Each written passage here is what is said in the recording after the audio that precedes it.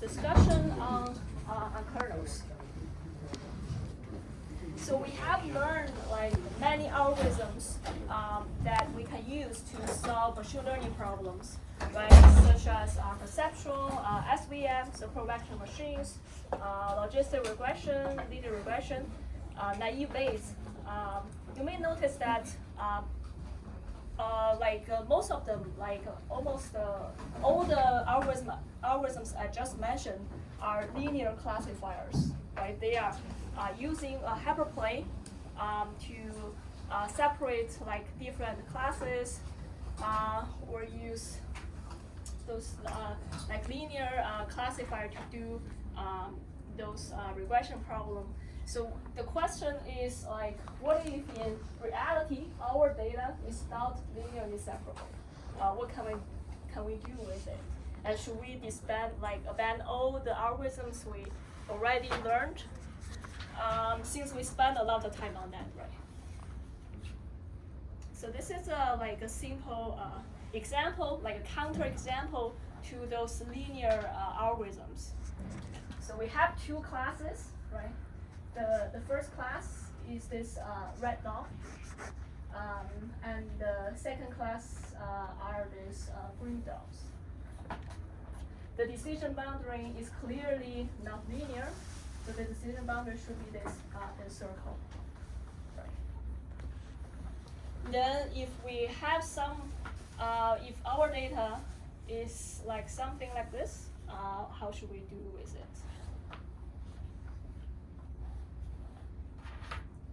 So I can make it more clear. Like this is our the center, right? Some one class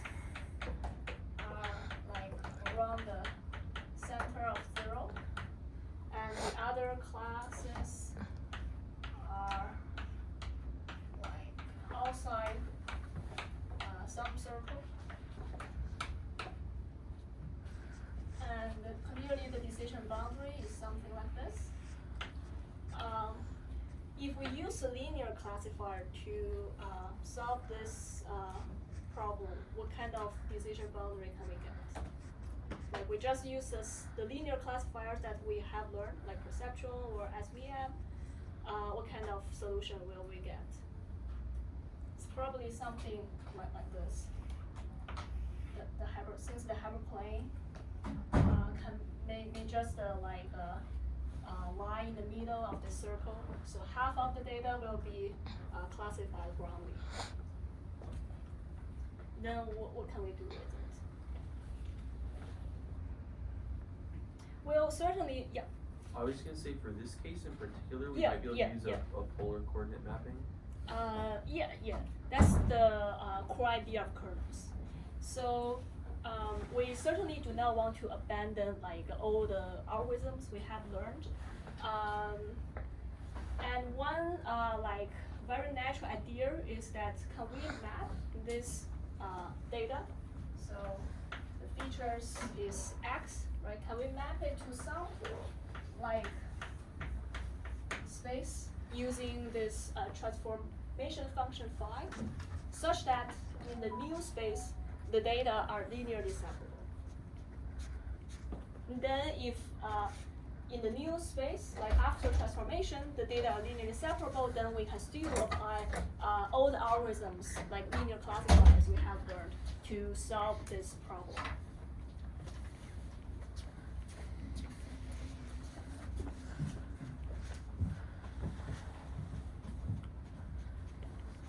So for this simple example, can you think of some transformation that can achieve this goal? That we want to like find out a certain transformation that we can apply to the features of data, such that in the new space we can linearly separate phi of x. So what kind of transformation we can use for this case? Can you think of a possible?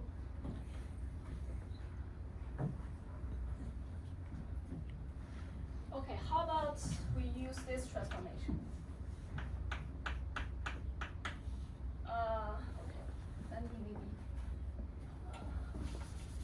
print out the features for X subgroup. So this is a two-dimensional data, right? So it contains two features, X1, X2.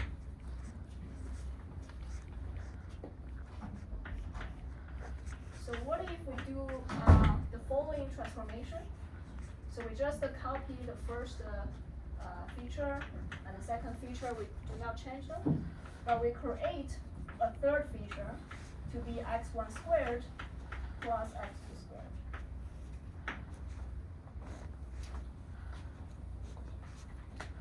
So this is our new feature.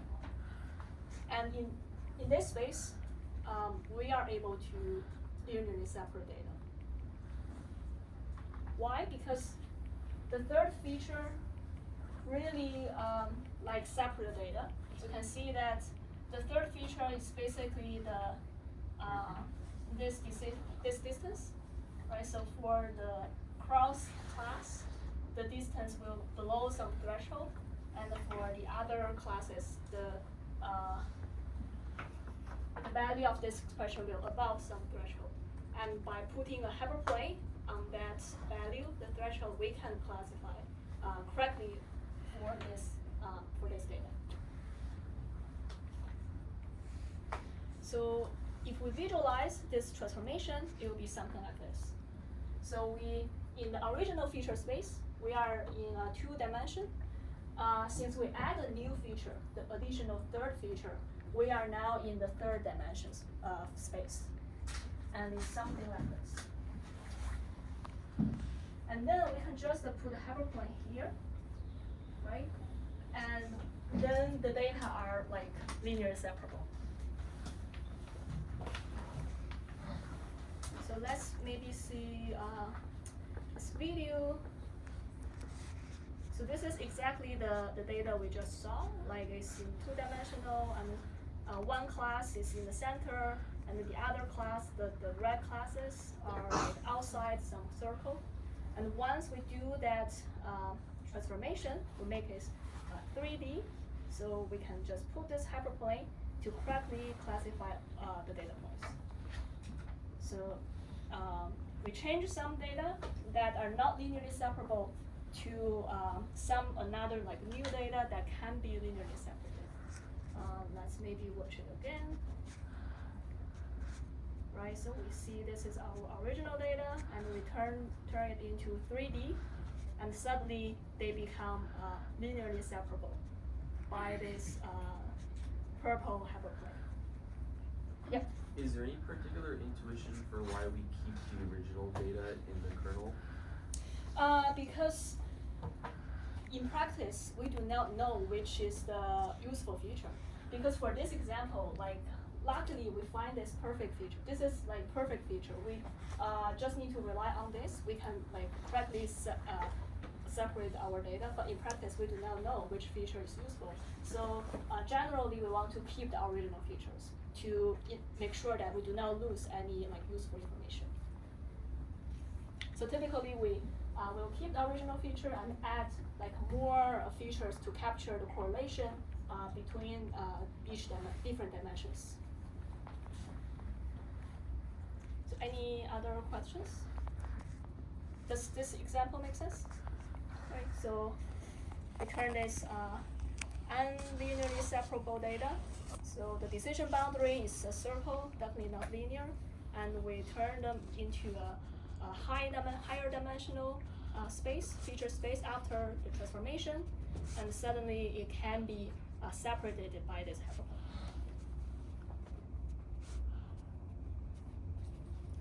Okay, so it seems like to continue, like be able to apply the linear classifiers we have learned, we have discussed, we need to find some new feature spaces that that data can still be linearly separable.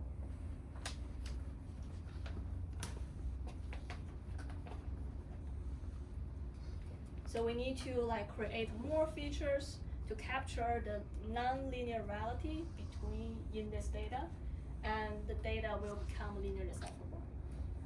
So actually, we can prove that it's theoretical theoretically guaranteed that if we add infinite number of features, the data will be guaranteed to be linearly separable.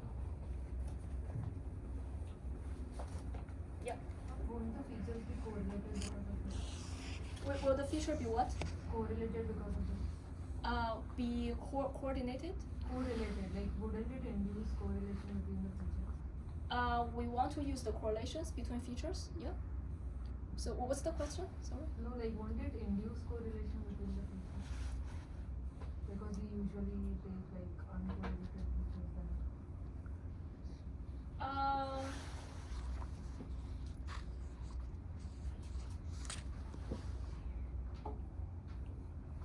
Well, I think you are confused about something like PCA, right? And here. So the independent of PCA, the feature vector is the independence between vectors. It's not about each dimension.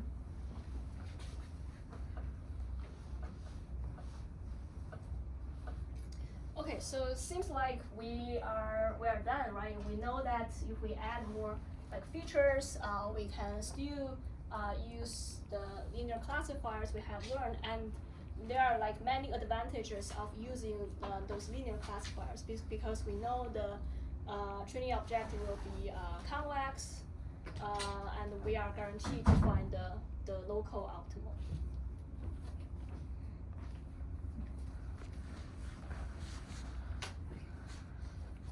However, it's like generally difficult to know which features to add. So for this example, we come up with the new feature by looking at the data. So we see that the data seems to contain some structure, and by looking at the data, we design this new feature to capture some like very useful information from this data. But this is just for low dimensional data. For high dimensional data, we cannot visualize it, right? Because we can only visualize less than or equal to 3D data. And even if we can like project them to some low dimensional spaces and visualize them, it's probably still very difficult to see the correlations among those features, among those dimensions. So it's in general, the feature learning is a very difficult task.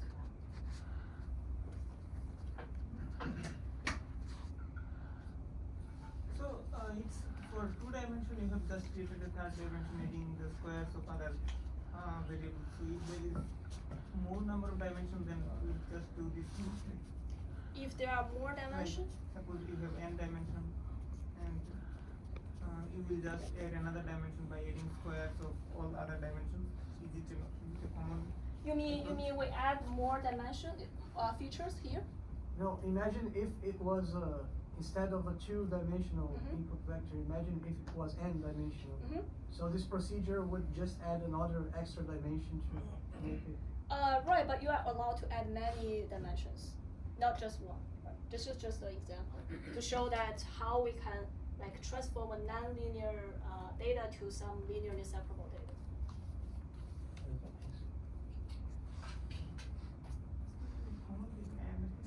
Okay, so we know that it's in general very difficult to find this like useful and perfect features that we can add to the data.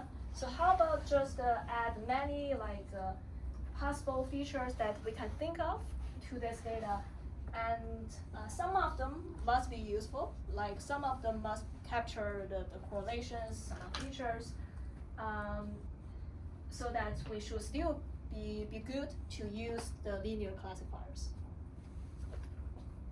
So here's an example, like this is originally the features are d-dimensional, and we can use this transformation, like we map this d-dimensional features to this very high dimensional features, and see that the first feature we set to 1, like is a bias term to capture the bias term.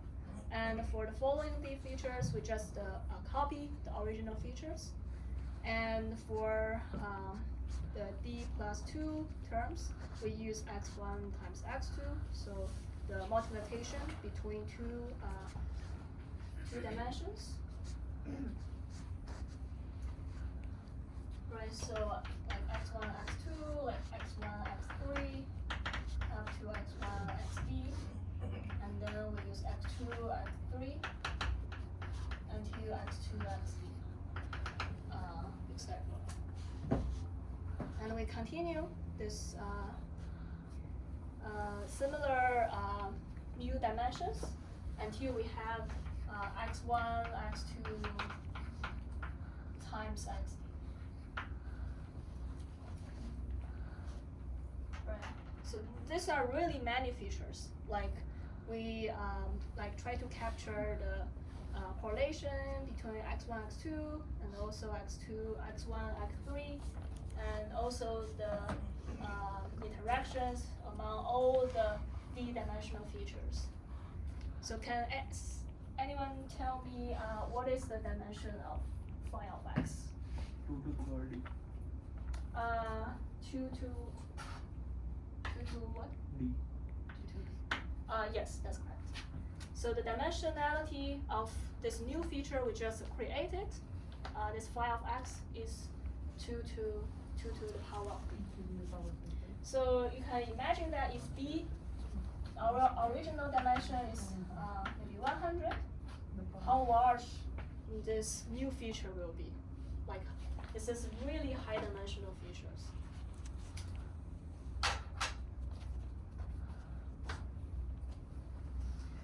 So the issue of like adding as many as possible features is the dimensionality.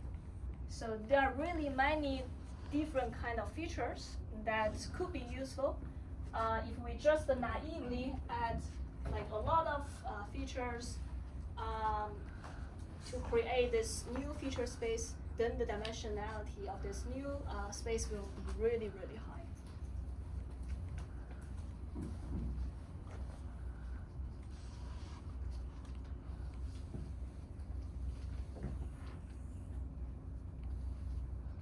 So any questions so far?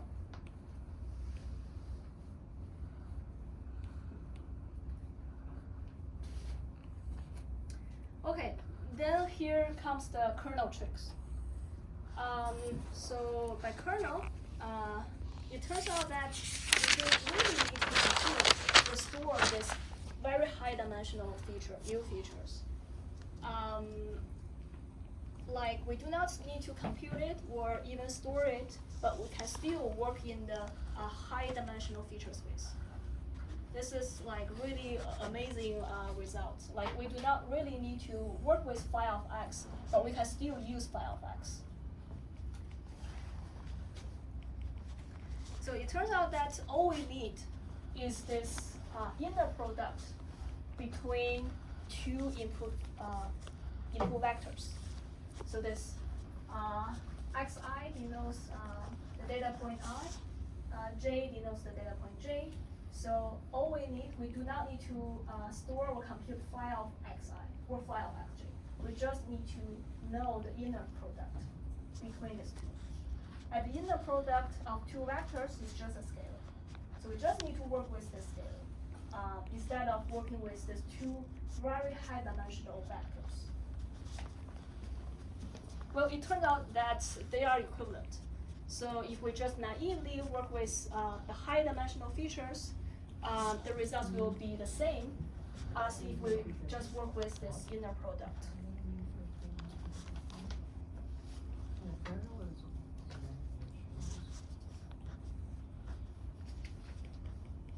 So this is something that I wanna convince you that we just need to like store and compute these inner products.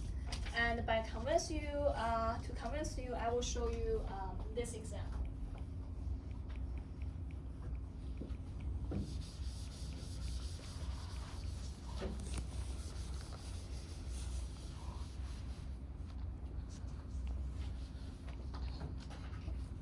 So here, let's consider a linear regression problem.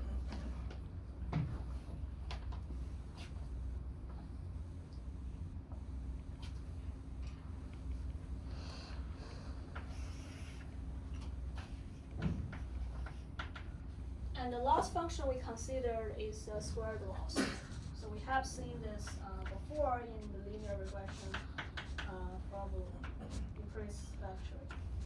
So the loss will be this sum over all data points of W transpose Xi minus the true label Yi and squared. Right, this is a squared loss.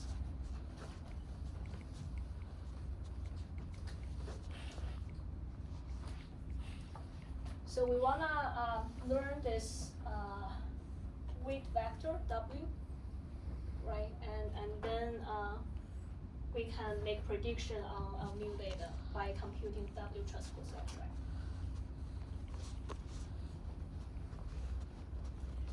So to solve this problem, we can use gradient descent. So the gradient of the loss with respect to W can be written as sum 2 times W transpose Xi minus Yi times X. Right, if we compute the gradient of the loss function L with respect to the parameter W, we'll get this. Right, this is just the gradient of W.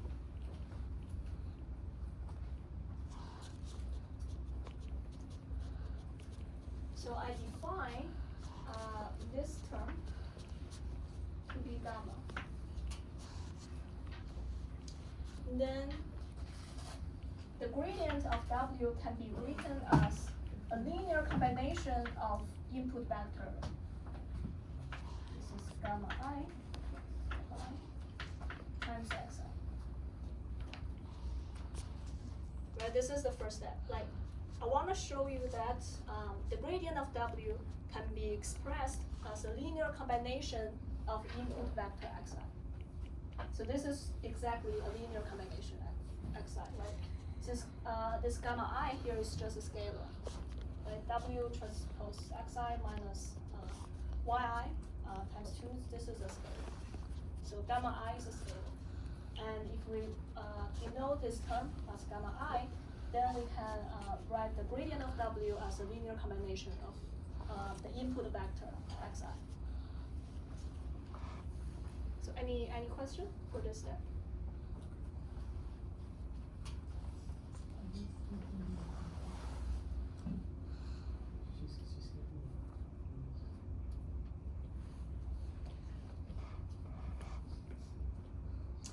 And then we'll show that the weight vector W can also be expressed as a linear combination of the input vector. And to see that, let's consider the gradient update. So T plus 1 will be the current weight vector minus some learning rate S times the gradient of W.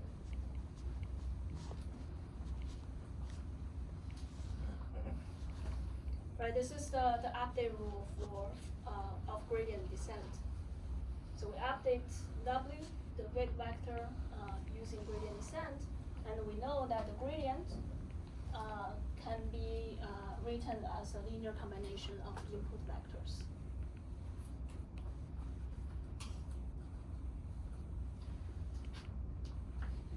So if we update W in this way, I want to show you that all the weight vector, like Wt, can be represented as linear combination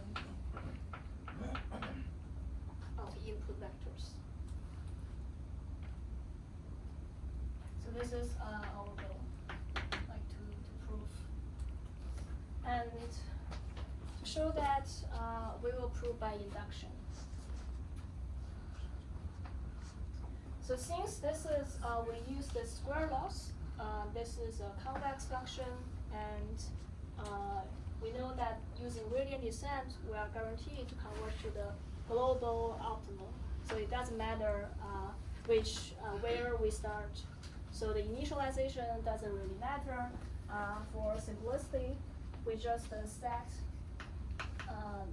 W0 to be like O0. Like we start with the zero center.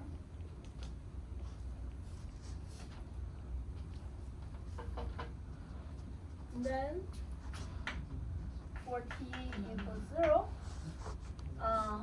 we can already show that W0 is a linear combination of input vectors. Why? Because we can set all xi to be 0. And then W0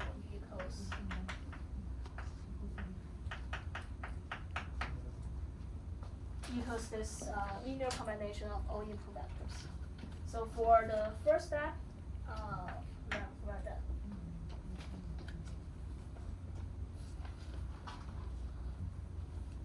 So this is the standard procedure of proof by induction, right? Which we check the first case, and then we assume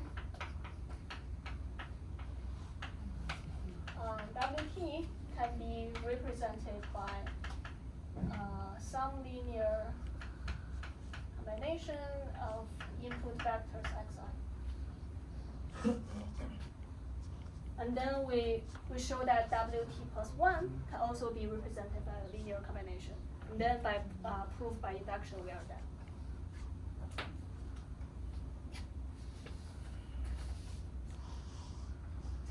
So assume Wt can be represented by some linear combination of input vectors, and the coefficients is alpha I, t.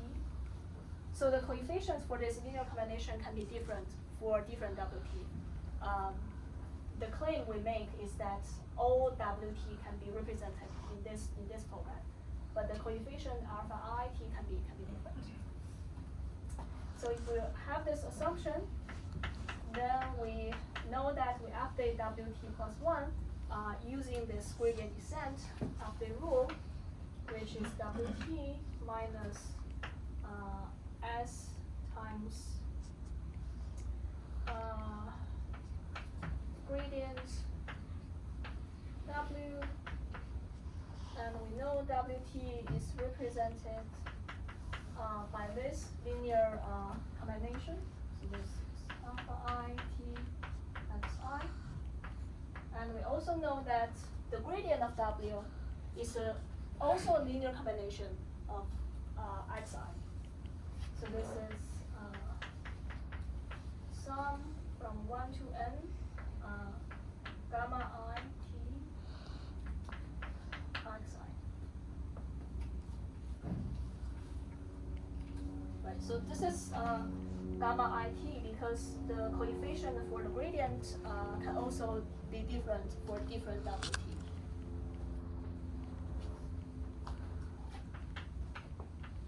Since both Wt and the gradient of W can be represented by a linear combination of xi, we can just merge these two terms together to be xit minus S times gamma I.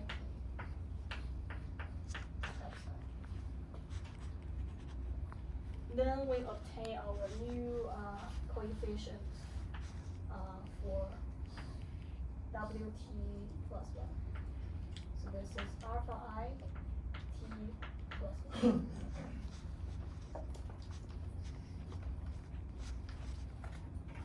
And then we are done.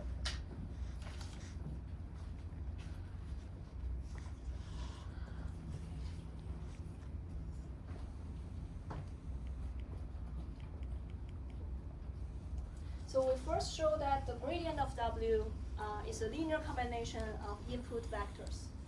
And then we further show that the weight vector W is also a linear combination of input vectors.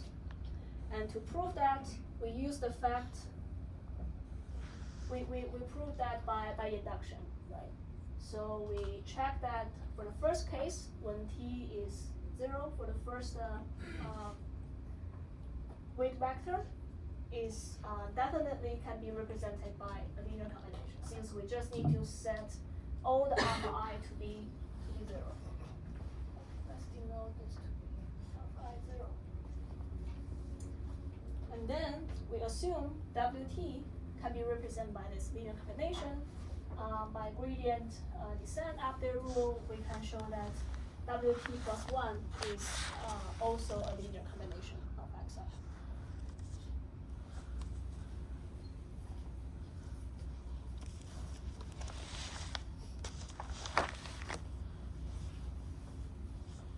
Any questions about this?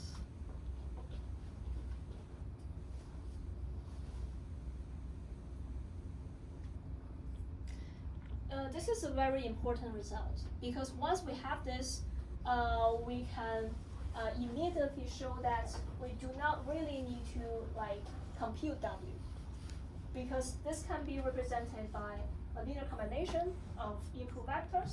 So once we plug in this expression to this linear function, it becomes sum scalar times x transpose x. So we recover the claim in the second point, right? We only need the inner product between input vectors. We do not really need to work with the high dimensional features or this high dimensional weight vector. We just need the inner product.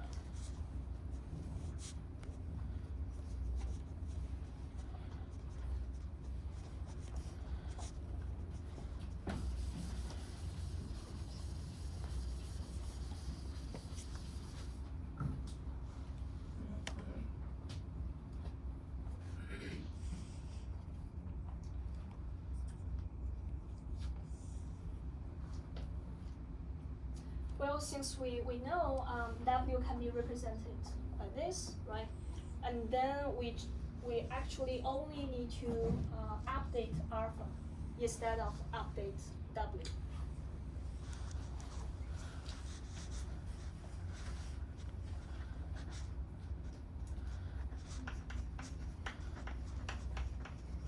So the update rule for alpha is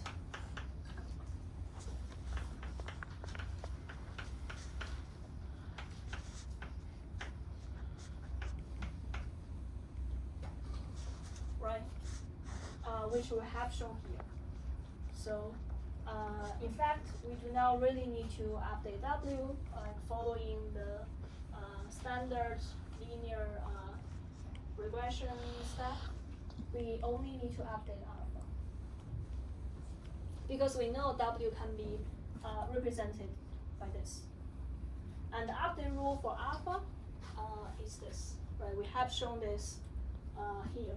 So the next alpha I will be alpha I, the current alpha I, minus the learning rate times gamma. So since we know the first alpha I is 0, right? So we can also write it as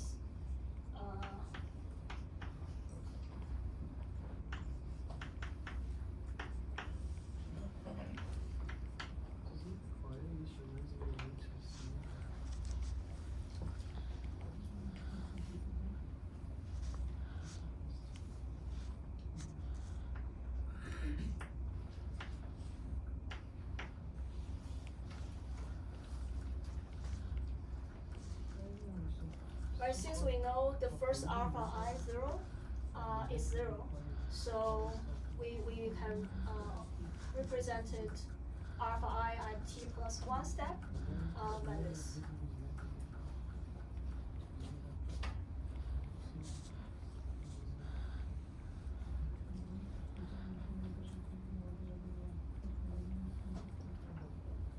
But basically, yeah. Shouldn't that be a summation of alpha i's? Submission of what? The summation of the alpha i's.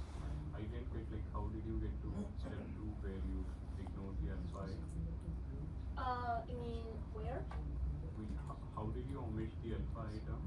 Oh, like plug in the expression for alpha IT. We know like alpha IT plus 1 can be represented by this, right? And similarly, you can also write out the expression for alpha IT in terms of alpha IT minus 1, right? And then and then at the end of the day, we know that alpha I0 is 0. So we can represent alpha IT plus 1 by just that. Basically, we plug in the expression for all other alpha. So once we have this, we know that to solve this problem, we don't really need to compute W or store W. We only need to store alpha and compute the update for alpha. And alpha is just scalar. So alpha I is just scalar. And in total we have n alpha. Right, so n scalar.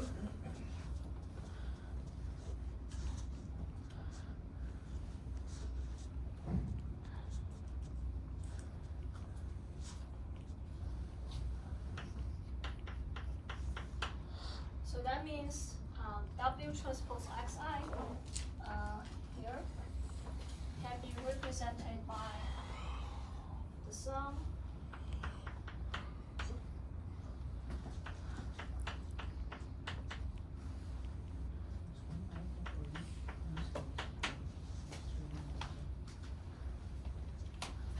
right. If we know W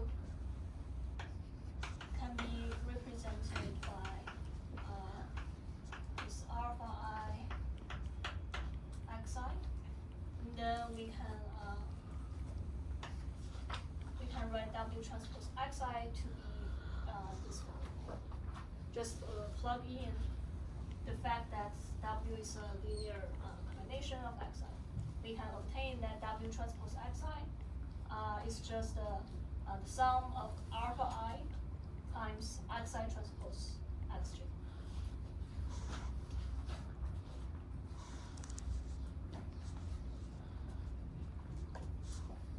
And then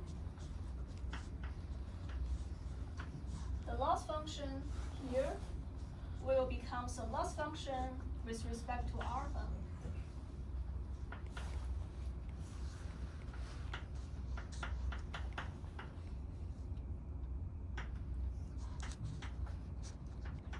So we just like plug in the new expression for W transpose Xi into this loss function.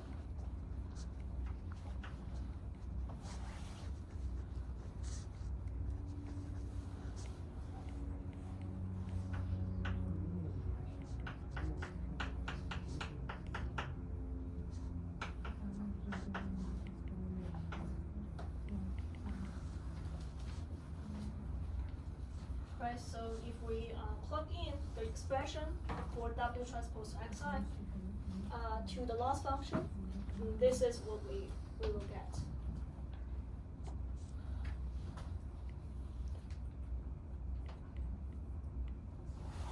And we no longer have W, right? The parameter we want to optimize becomes alpha. And all other terms are just our data, X and Y.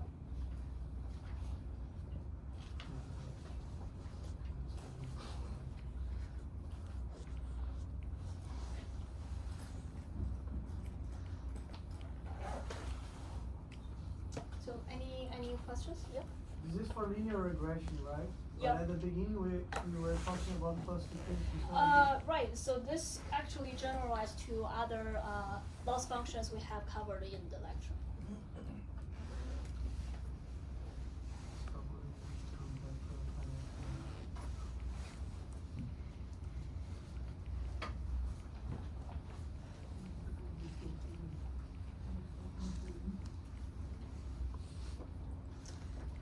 Okay, so basically what we are doing is to represent the gradient in terms of a linear combination of input vectors, represent W, the weight vector in terms of linear combination of input vectors, and then we plug in the expression for weight vector into our loss function, we will get a new loss function with respect to alpha, which is n-dimensional. So with the our loss function and the parameter we want to optimize no longer depends on the dimensionality of the features. Because the dimension of features could be very, very high. Yeah. What's x of j in the It's the j's data point. So we have in total n data points, right? Xj denotes the j's data point. Xi means the i's data point. so in the third line, W transpose xi, you have subscript xi and xj, but then it's a summation over the i's. In the third line, W transpose xi. Can you say your question again? What was the question? You have a summation over just the i's, but you have a subscript of xi and xj. Oh, I see. I think there must be a typo. Yeah, this should be W transpose Xj.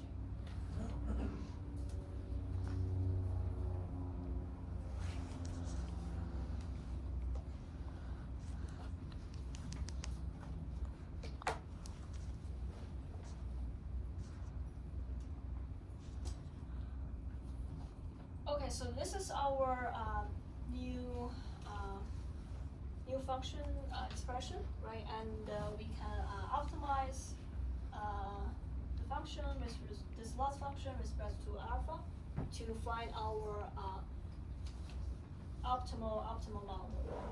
And once we have that, during testing, we just need to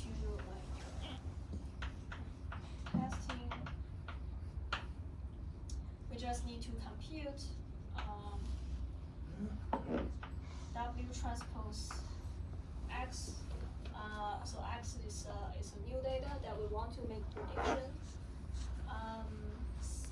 Similar to before, we compute W transpose X, but we know W is alpha I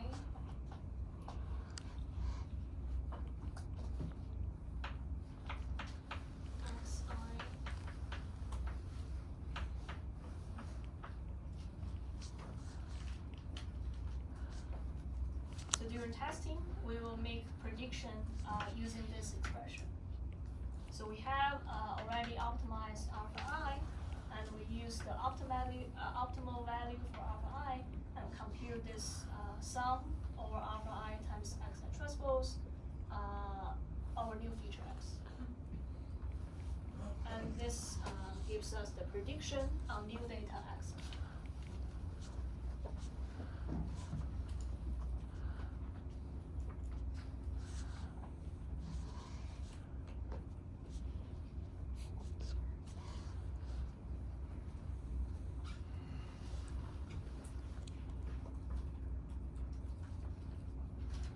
So basically, in order to learn this hyperplane, the only features we need is this inner product, xj transpose x.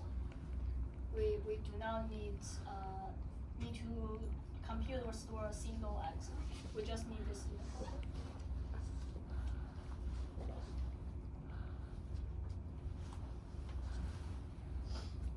So any questions?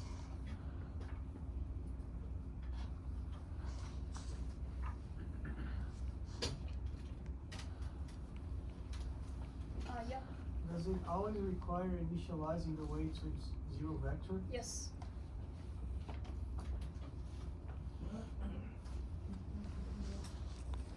So do you think this is a satisfying solution to this problem?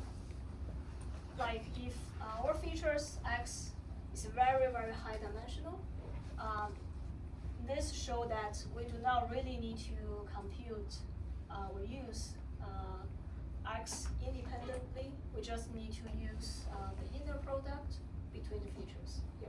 Because we could just compute each feature one by one and like sum it partially into the inner product. Like you're saying, you would never actually have to commit this augmented feature vector to memory? Yes, all you need is the inner product. So you can pre-compute all the xj transpose xi, right, for all your data points and store them. And during training, you just need to access that inner products, which is fixed. You do not need to recompute it, right? It's just the xj transpose xi. I see. Would we have to store even the fully augmented, like would we store the fully augmented feature vector that would have 2 to the n elements, or could we even avoid storing that? Yeah, that's a good question. Because for xi and for the feature vector xi, right? If we use feature expansion, right, we'll add more new features. Then the dimension of xi will be very high. So the even compute the inner product will be very costly.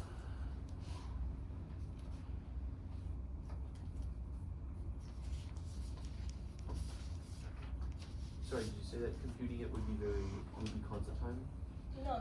I'm saying that even if compute this inner product, like naively, this will be very costly when x is very high dimensional. It will be costly. Yes.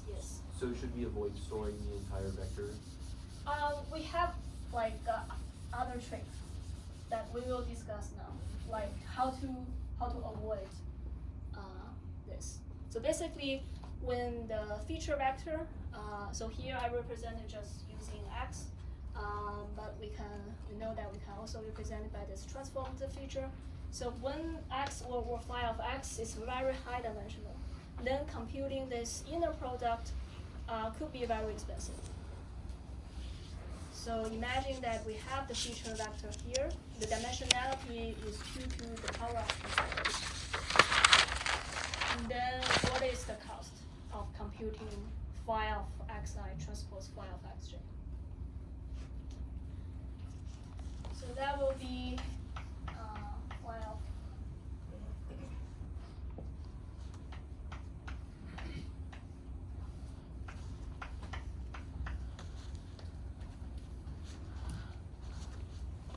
So the first term will just be 1 times 1, and the second term will be x1 times c1,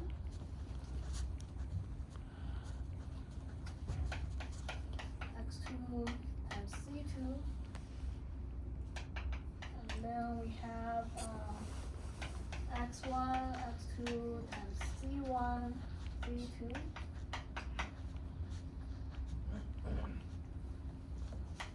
And 2x1 xd times c1 up to zd. Is that 1 times 1?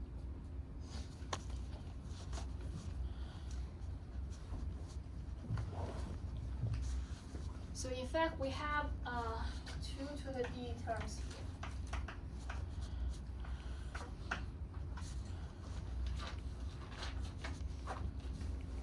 So if we just naively compute the inner product, then it could still be very expensive.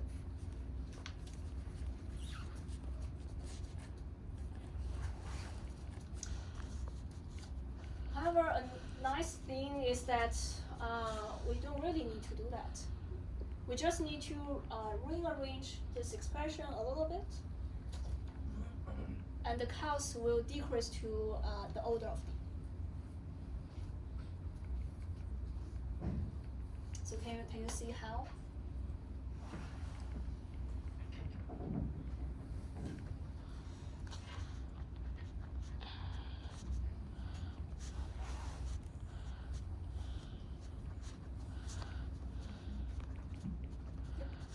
It's hard for me to imagine the whole expression lined up, but can we exploit factorization somehow in that there will be many terms that say have x1 as a factor? Yeah. So actually, we can write this as a product from I to d. So we have d terms to be multiplied together, and each term is just 1 plus x I zi, and that's it. So basically, this very, very long expression that contains 2 to d terms can be simplified to just the product of d terms. And each term is 1 plus the I dimension xi times zi. And you can show that these two are equivalent. There's no approximation. They are exactly the same.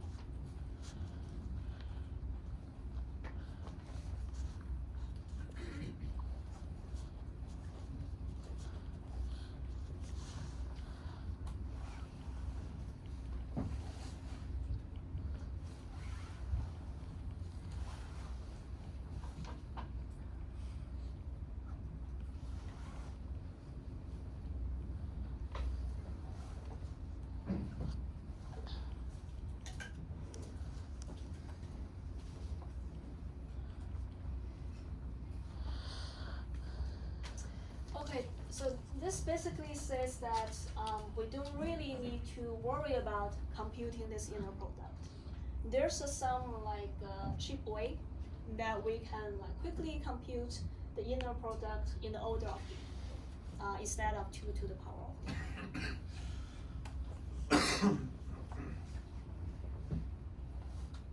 And combining the results we just obtained, right? This is really nice that we avoid directly working in the high dimensional features. We find a way to just rely on the inner product, and then we find a way that to quickly compute the inner product.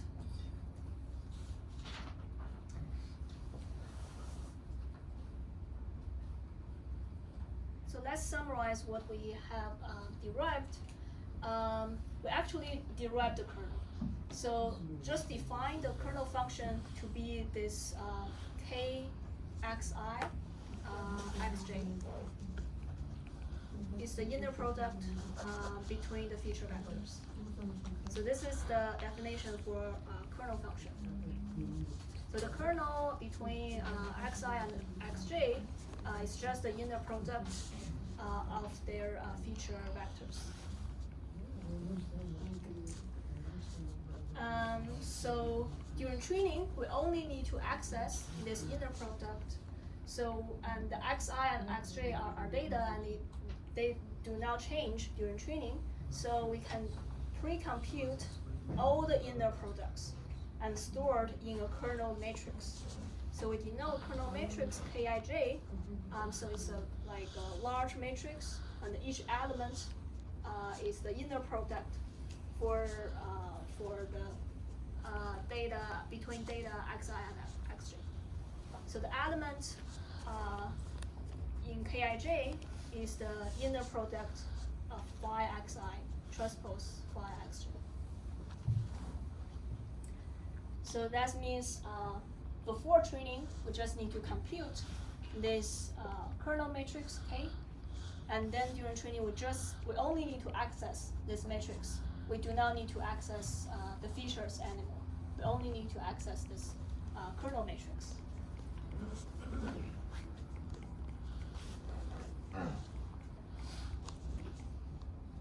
Right, so we only need to access this Kij and all the original input vectors. And the dimension for K is n by n. So it doesn't depend on the dimensionality of features. It only depends on the number of data points.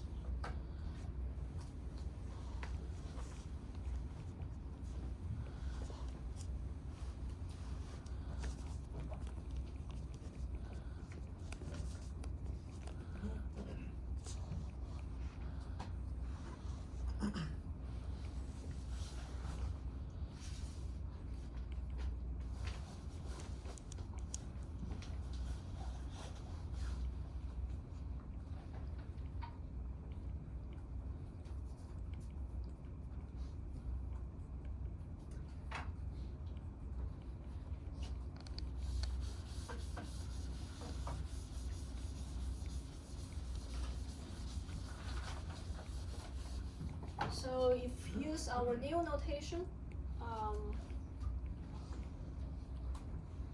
our final model can be written as fx c.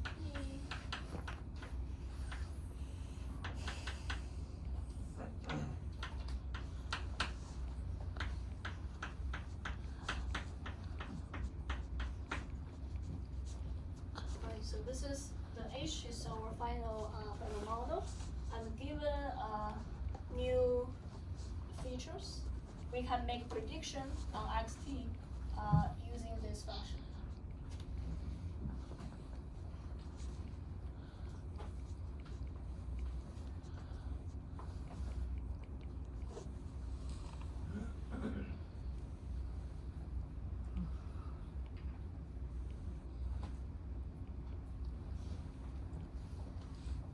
And during training,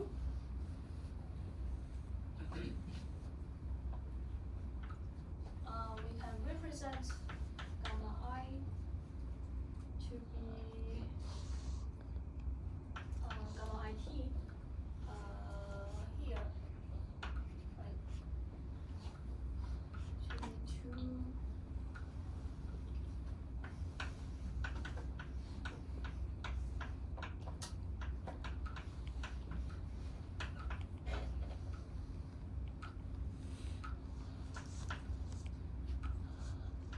This is the original definition for gamma IT, and we can plug in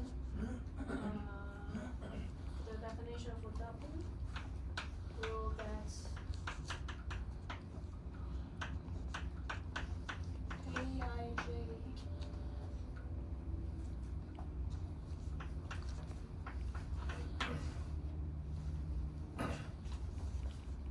for to get gamma IT, we only need to access Kij.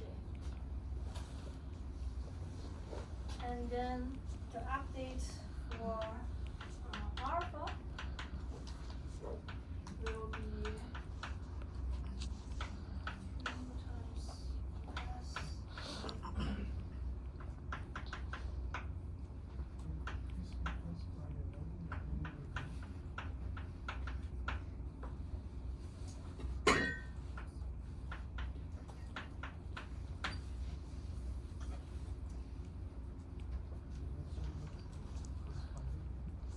Right, we have already shown that we only need to update alpha during training. And to update alpha, we need to know the value for gamma. And to get the value for gamma, we can follow this update rule. This is basically the first equation is just the definition for gamma I. Right, we define gamma IT to be this expression. And plug in the definition for WT, we obtain that we know that WT is a linear combination for input vectors. So we get that to compute gamma IT, we only need to access Kij. The kernel matrix we have pre-computed. And once we have gamma IT, we can update alpha IT using this update rule, right? Plug in the expression for gamma IT, we can get this update rule. So during training, basically, we'll keep updating alpha using this update rule. And we only need to access Kij, which is the kernel matrix.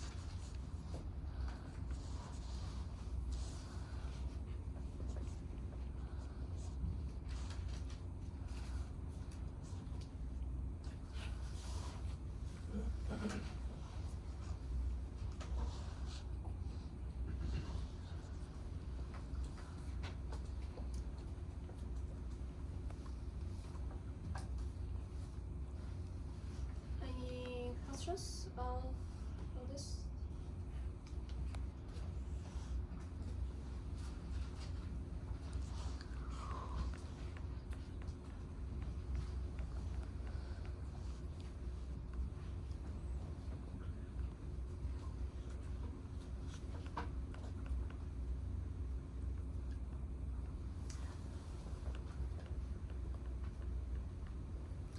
Okay, so in in practice, once we work with kernel, we don't really need to define the high-dimensional feature vectors. We can directly define the kernel function, which is corresponding to some feature vectors.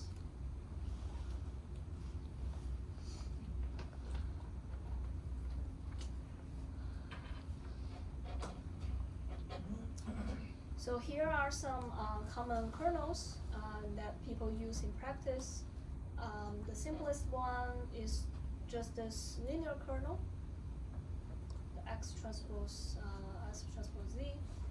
This is just the original linear models that we have used. We do not add any new features to the input vector. But the benefit of working in kernels, so we can still, like for the original linear models, we can also use this algorithm. Like they are equivalent, right? If we use this linear kernel. So the benefit of using this linear kernel is that when the feature vectors X is already very high dimensional, it could be very computationally extensive. So we can use the kernel tricks to remove the dependency on the dimensionality. So does that make sense? So the linear kernel is just corresponding to the original linear models. But the benefit of using the linear kernel is that when X is very high dimensional, it's already very high dimensional without adding new features, then it could be very slow in computation. So by using this linear trick, kernel trick, using this linear kernel, we can speed up the linear models. And a slightly more complicated kernel is this polynomial kernel. So you can see if we set D to be just 1, then it recovers the linear kernel. We can set D to be some other constant, like to the power of 2 or to the power of 3. So to capture like higher order correlations.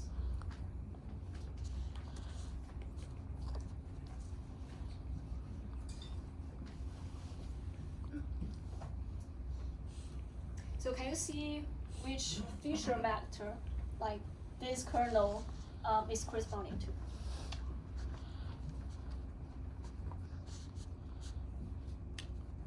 So we derived kernel following the procedure that we first define some feature vector, right? We add some more new features to the input vector and we define phi of X. And then we obtain kernel by computing the inner product between features. But here, actually, we can directly define the kernel. But the kernel should be corresponding to some feature vectors, but otherwise it's not a kernel.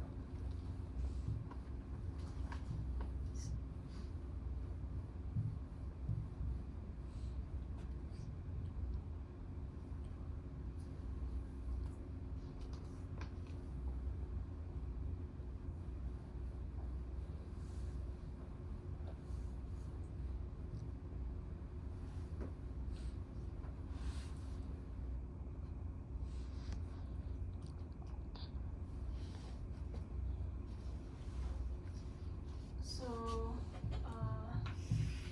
let's consider D to be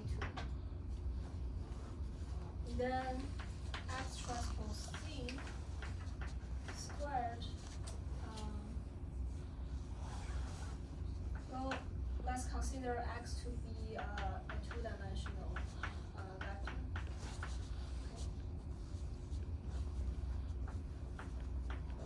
X1 Z1 plus X2 Z2 squared.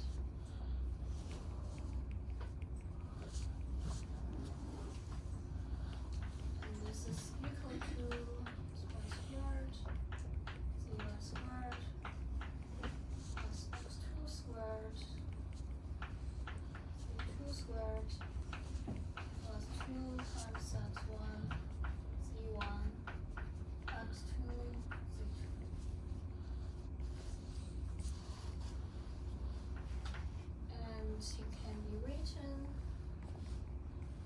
factorized to be x1 squared 2 times x1 plus 2 squared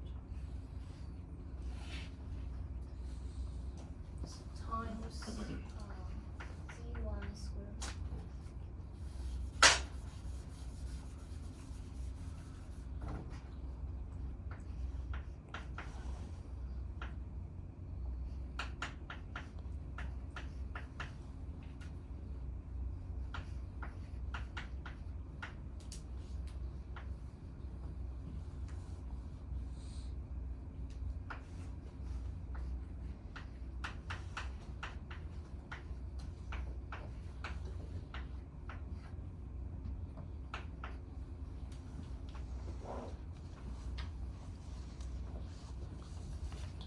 Right, so you can like rewrite this equation to be the inner product between these two vectors. And then we basically show that the corresponding feature for feature transformation for x for this kernel is x1 squared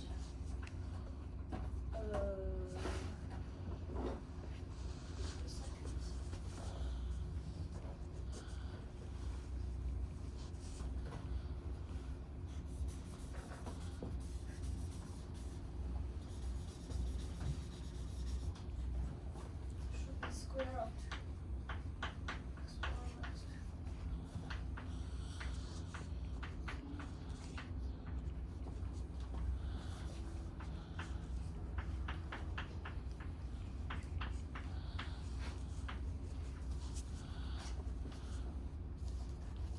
Right, so the polynomial kernel with d to be 2 is corresponding to using this new feature vector.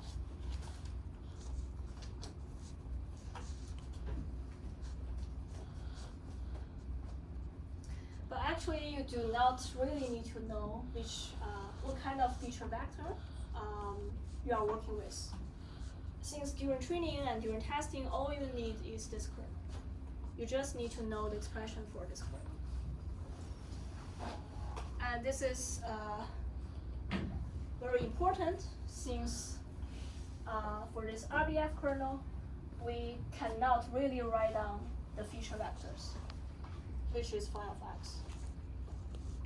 So this RBF kernel, this radial basis function, which is also known as Gaussian kernel, since the expression of it is very similar to the density function of a Gaussian.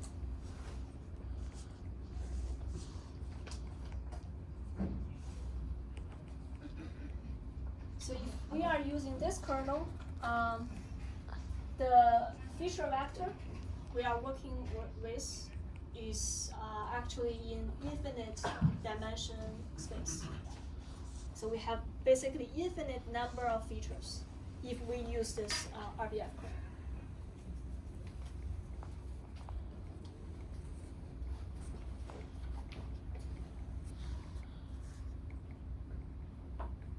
So this Gaussian kernel is the most popular kernel that people use in practice. So if you do not know which kernel to use, then this is your go-to choice. And it is corresponding to an infinite dimensional feature vector. So if you really want to know which feature vector that this kernel is corresponding to, if you want to write out the phi of x for this kernel, you cannot really write it down because it's in the infinite dimensional space.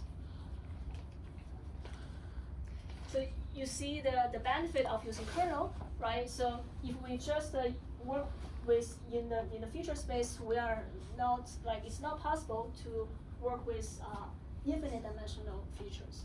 But if we use this kernel trick, we can essentially use infinite possible features to capture the relationship among dimensions. And this RBF kernel is a universal approximator. So that means for any kind of function, we can use RBF to approximate that function to arbitrary accuracy. So whatever, like how complicated this function is, we can use RBF kernel to approximate it like very, very accurately. Which makes sense, right? Because we actually using this infinite dimensional features. We capture like really all like possible relationships, correlations among data. So no matter how complicated your data are, if we use RBF kernel, we can approximate. Yep. Does this mean it leads to overfitting? No. The function we are approximating is the true data function, true data generation function. But in practice, you usually don't know that, right? You don't know that function you're trying to approximate. Yeah, but that's not what universal approximator means. So that means that if we have like some target function that we want to approximate, then we know that we can use RBF kernel to approximate it. An overfitting, underfitting, that leads to another like sort of problem that we need to deal with in practice.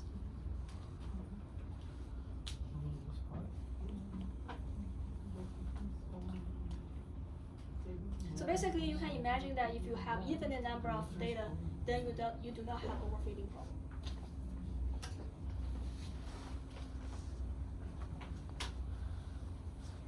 And in that case, RBF kernel can still like approximate the data function very, very accurately. Okay, so let's discuss the final, the last question. So we see that we can directly working with kernel functions. We do not need to define the feature vectors. But how to define this kernel function? Like, can any function be a kernel?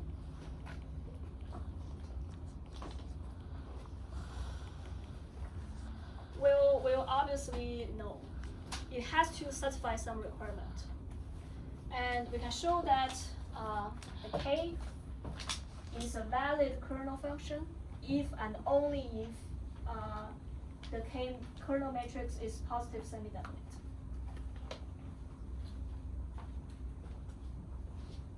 Well, this is shouldn't be hard to prove because we know the definition for kernel is this phi transpose phi, right? And it should be easy to prove that this kernel matrix is semi-positive definite. Right? If we times x in front of phi and times x after phi, you should be able to show that this becomes a squared, and then it's greater than or equal to 0. Okay, so not all function can be used as kernel, only when k is positive semi-definite. So let's stop here and see you on Thursday.